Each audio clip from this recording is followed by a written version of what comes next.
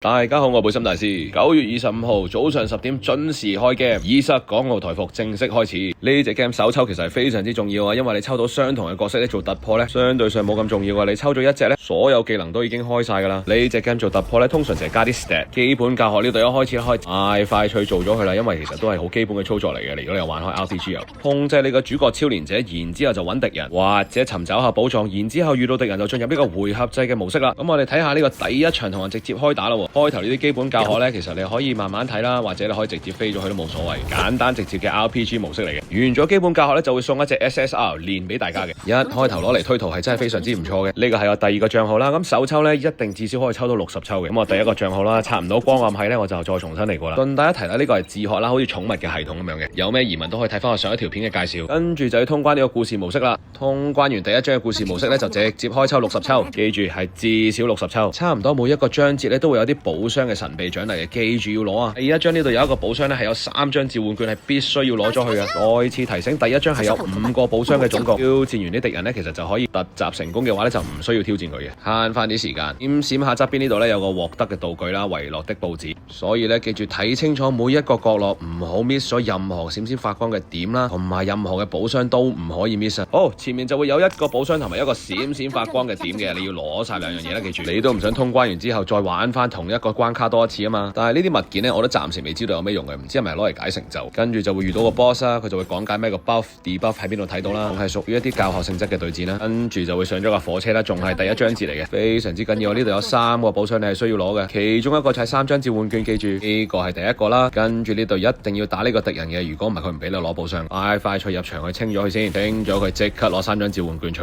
非你唔想要，梗係唔得啦，唔好蝕俾官方啊。咁我哋跳過咗去啦，即刻開個寶箱俾大家睇下。等3張召喚券啊，爽啊！距離我哋個手抽就越嚟越近啦。之後我啲劇情咧就爬上個車頂度，同個大佬挑戰，極速咁樣飛一飛俾大家睇下。打完之後咧就會去到第一章嘅第3篇嘅環節啦，就係最後一篇。打完之後咧就可以進行你個手抽啦。真係希望大家咧刷1-2次咧就中。國服嗰度咧我真係刷咗起碼4至5次嘅。好啦，嚟到最後一篇啦，我哋前面會有2個敵人嘅，直接飛咗去繞過去，唔好掂佢哋，唔好同佢哋任何接觸。揾個寶箱去開咗佢，然之後繼續向上行。向上行就會有個敵人嘅，直接偷襲佢，不需要進入回合對戰。然後就立刻開佢旁邊嗰個寶箱，攞埋個寶箱之後直接打個大佬，快脆通關，搞掂。我哋去翻主頁嗰個界面先，咁就應該係可以做手抽噶啦。章節1完成，完成咗之後咧，佢就會送第一個10抽俾你嘅。手抽係最少60抽啊，第一個10抽睇下中唔中先。哇，第一個10抽送嘅免費嘅就中咗一隻 SSR 啦，提亞馬特啊。雖然咧佢唔係光暗系嘅，但係其實佢都係非常之厲害一隻角色嚟。但係點解佢喺我上2條片咧唔係手抽嘅人選咧？因為咧其實佢有得送嘅，喺一個3選1嘅寶箱入邊係可以攞到佢嘅。至少國際服係有送啦，希望台服係跟上嘅。但係如果你抽到嘅話，咁咪照要咯，冇乜所謂嘅。一陣間一定會中多至少一隻 SSR， 因為咧其實佢係一個好強嘅 PVP 角色嚟。基本上咧咩公會戰啊，遲啲嗰啲競技場啊，啲防守隊伍都會見到佢。而家打緊呢個咧係兇影追緝啦，佢嘅硬性叫你打埋去嘅，但係你可以直接撳離開唔打嘅。咁我都打埋去啦，佢送多張召喚券啊嘛，第一次通關。好，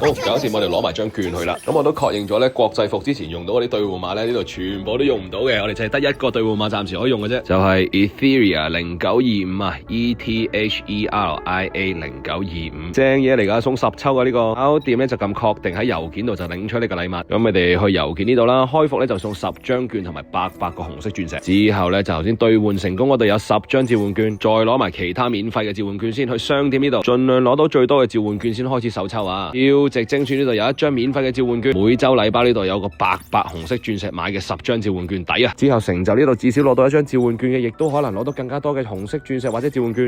攞多過1張召喚券同有啲紅色鑽石，搞掂，成就達成啊！好似仲有得攞喎，攞咗5個成就又可以攞多張召喚券，搞掂又攞多張啦。可能頭10抽咧會影響到你達成嗰啲成就嘅，遲啲就會達成到噶啦。但係你呢度至少會攞到1張召喚券，唔使諗嘅。之後就去到活動簽到攞到200紅色鑽石嘅。另一個7日活動簽到咧，佢就會送5張召喚券俾你嘅，每1日記住登入啦。萬事俱備啦，我哋開抽，哇耶你勁喎！不過其實有好多選擇嘅，佢排第3啫喺我嘅心目中。呢隻新嘅我喺國服都抽中，但係暫時未知道佢好唔好用。我哋一定要去呢個常駐池先，唔好諗啦。抽中咗呢個綾羅咧，建議你重刷，因為佢之前喺國服係送嘅。唔好誤會，佢係勁嘅，但係只不過我覺得你多啲角色會好啲啫。首選一定係莉莉啦，最強嘅輔助嚟嘅，基本上所有副本咧佢哋都可以用到佢噶啦。第2個選擇就係利拉姆啦，最強嘅單體輸出嚟嘅。第3個就會投票俾頭先限時持有嘅夜嚟啊，暫時最強嘅 AOE 輸出角色。不過如果係我咧抽中一隻光暗系咧，都可以開始噶啦，我覺得始終都難抽啲啊嘛。